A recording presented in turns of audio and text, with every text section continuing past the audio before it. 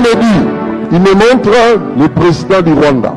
Dans des jours qui arrivent là, il y aura un diagnostic qui sera fait sur sa santé. Écoutez, restez calme. Et à partir de cette fuite, cela veut dire que ça sera un secret, mais il y aura une fuite d'informations concernant le bilan de sa santé.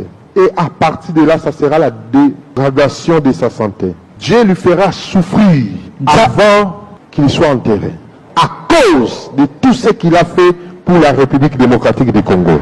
Rumeur autour de la mort du président Kagame en Allemagne. Selon Thomas Gilbert, célèbre journaliste à Berlin. Berlin, 16 juin 2025, 8h juste, GMT.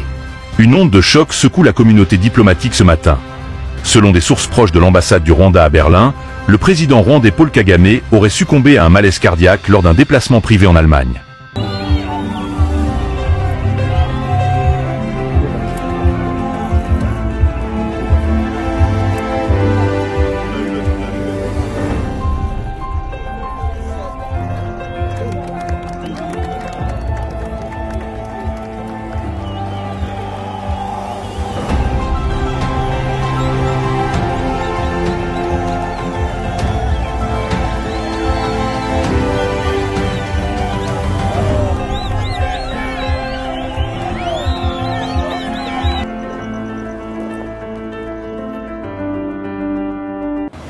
Bal aujourd'hui 2 semaines parce que Erekotaki donc na zanga place au Kende donc on a vécu na bal pendant 2 semaines les partir ba relation ba ko memanga awa na ko makawa premier jour ko ba deuxième jour déjà ba sala une intervention na ba bimisa ki ba na motu donc nazwa ki 5 jours d'hospitalisation seulement na ndenge abima qui maintenant là ça va quand même.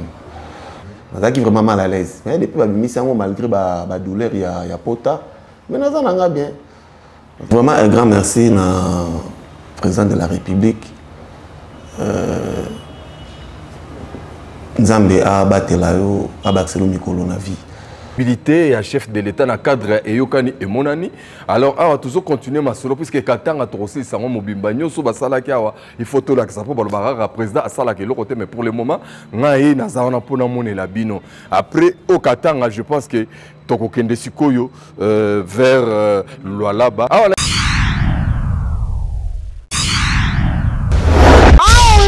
le Congo ne tombera jamais. Yambala Oyo, Tozana Redi Amis. Artiste ya Mboka. Le 12 juillet 2025, bana poto ozanga te na kati ya Oasis. Ozaka na France, ozaka na Italie, ozaka na Australie, ozaka na Hollande. Poto mobimba. Rendez-vous ezaka moko. Na kati ya Oasis avec Redi Amis Benele Koyate.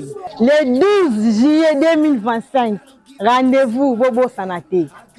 Bobo Sanate za likambo mabele avec Redi Amis. Kamba mabele Benele Koyate bana poto Benele Koyate. Libalo libala tuna sango mama eyokani.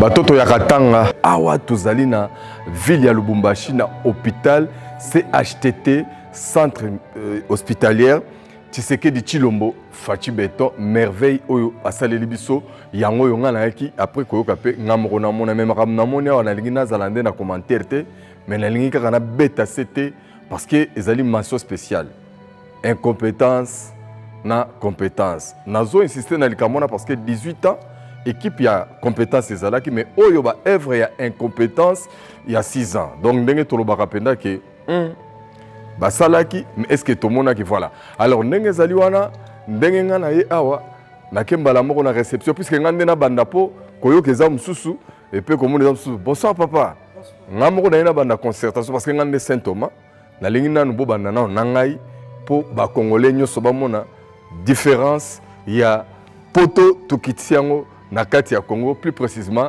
na Katanga voilà pourquoi nga moko na ke baba nanga consultation voilà bande ko na ebisibino que je pense que boti komona makamna oti komona sikoyo elekeli ngai o basali ngai nzoka nene na ba problème na monoko na ba minu ngamoko na yebaki te mais awa ezali poto ya mukie mais après ngai nzoka nde awa na Afrique centrale mobimba ya boyena na salemate nakutani na ndeko moko bazobenga ye mopao ye azalaki na bal lisasi na kati ya mutu alors ndenge zana la lisasi na ye awutaki awa babimisi et valeur ya opération na ils ont coûté à peu près $18,000 mais quand na ye différence nango ezali ke azui grâce ya Fachi Béton babimisi lisasi wana lokola nga na lobaka soko monite kondimate yango na yina tiela bino entretien na salina mopao oyo lisasi ebimi na kati ya CHTT.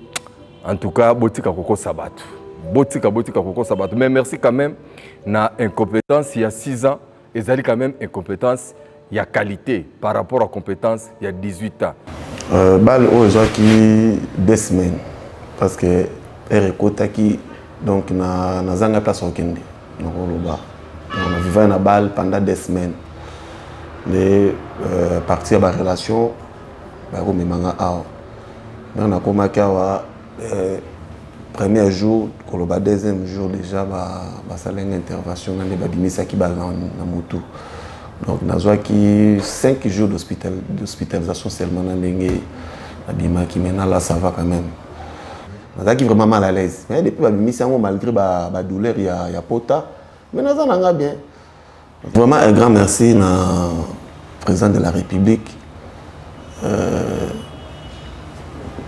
Nzambe a batela yo abakselo mikolo na vie parce que ni tete hôpital na habité donc na komeda na suka mais à partir ba œuvre na yo na ndelo na ju guérison vraiment Nzambe a pas mola makasi ça m'a pas mola yo so biloko ba kozala na ba province presque nyonso et vous allez sengo makasi et ko bana ko aider population na yo Nzambe a pas mola yo. Voilà, en tout cas, Nzoto et Komi Kolongolo, na sepeli makasi, Totiki Bino, merci d'abord à la grande équipe technique, il y a visibilité, il y a chef de l'État, na cadre et Yokani et Monani. Alors, on va toujours continuer ma solo puisque Katan a trop aussi sango mobimba nyoso basala kiawa, il faut tout l'accès pour le président à sala ke lokote mais pour le moment, ngai na zaona pona mone la bino. Après au Katan, je pense que Tokokende Sikoyo vers Lualaba. Ah, on a précisé, hôpital, c'est HTTza, le seul hôpital na Congo Mobimba, quel que soit quand il y a maladie, Sokoye Awa, Mbalamoro, peut-être la maladie nous ici, parce que il faut avoir soin, propriété bota là-bas. Bakiti si poto na Katanga, Bakatanga, les caca des années depuis l'époque de Moïse Tchombe. Je crois que Awa Bic Rouge, Yangoyo, poto. Na Katia Lubumbashi, merci na Moronzambo Fachi Béton, merci na excellence gouverneur Jacques Kiaboula. Donc grâce na bango ndebomoni makambo. Sko bino moko mituna ndenge na lobaki na bino ke incompétence il y a 6 ans na 18 ans ya compétence. Na suna ngolo lobate tokutani prochainement na mi salam susu salami awana katanga. E yokani e monani bye bye.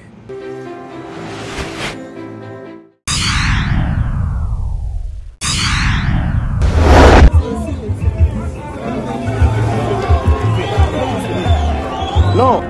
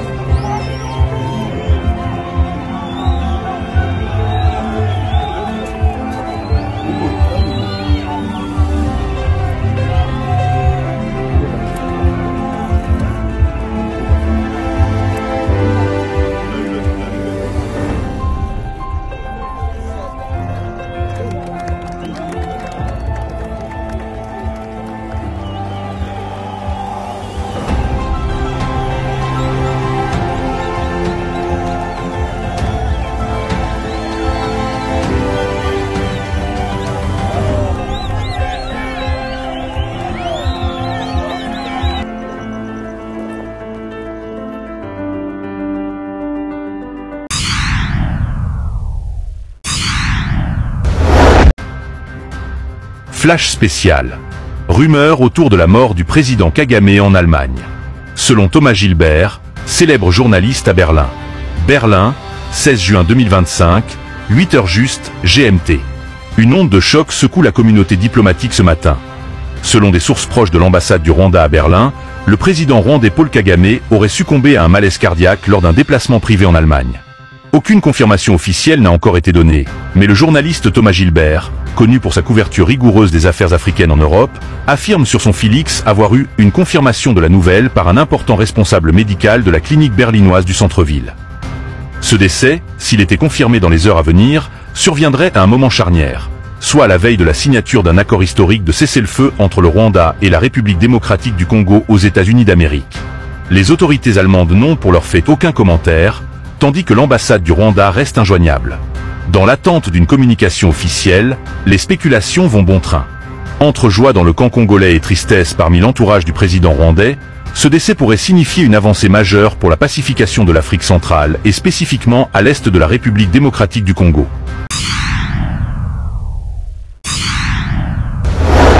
Je me dis, il me montre le président du Rwanda.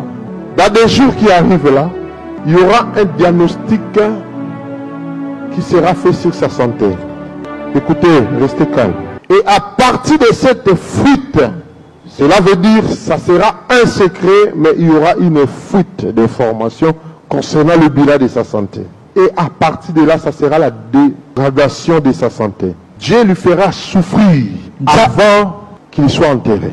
À cause de tout ce qu'il a fait pour la République démocratique du Congo. Je vois encore une autre chef de l'État de l'Est, toujours dans le cercueil. Le deuxième maintenant, toujours dans les pays de l'Est. Jésus-Christ de Nazareth est avec nous. Il nous dit de ne pas craindre. Congolais, ne te trompe pas. Dieu a libéré la RDC aux mains des Orients et de l'Occident. Toute leur stratégie, en cherchant à mettre la main mise sur la République démocratique du Congo. Dieu me dit, l'Éternel des armées est debout. Le Congo est entré dans sa phase de la bénédiction. Je vois des milliers des entreprises créées en RDC. Je vois beaucoup de nos frères africains courir pour chercher du travail en RDC. Dieu a dit, stop pour la souffrance des Congolais. Ah oui, le Congo ne tombera jamais. Yambala Oyo, Tozana Redi Amis, artiste ya Mboka. Le 12 juillet 2025, bana poto ozanga te na kati Oasis. Ozaka na France, ozaka na Italie, ozaka na Australie, ozaka na Hollande. Poto mobimba. Rendez-vous ezaka moko. Na kati Oasis avec Redi Amis. Benele Koyate. Le 12 juillet 2025, rendez-vous Bobo Sanate. Bobo Sanate Zali Kamba Mabele avec Redi Amis. Kamba Mabele Benele Koyate bana poto Benele Koyate. Libalo libala tuna sango mama. Eyokani.